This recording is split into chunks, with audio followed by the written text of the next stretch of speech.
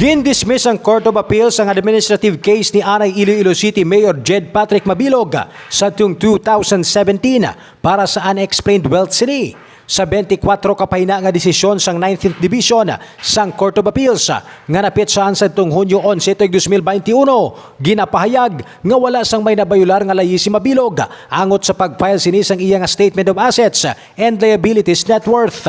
Nakasaad sa desisyon nga wala ini sang unexplained wealth kag hindi liable para sa dishonesty. Angod ang golpeada nga pagsaka sang iyang manggad ang ma-justify sang kita sang iya sining asawa nga si Marvic Mabilog nga isa ka top corporate officer sa Canada. Madumduman nga sa tuong 2017 ginkaka sa serbisyo si Mabilog kasunod sang mando sang ombudsman bangod sa guilty ni sa serious dishonesty.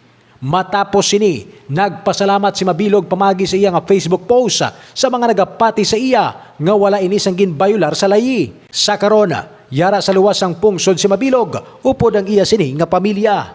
Mga balita nga to na tipon gikan sa syudad sang Iloilo. Ini naman si kabanderang Ray Espeha Umalay, nagabandera sa matudtuod nga serbisyo publiko kagalingawan sa Iloilo Radyo Bandera.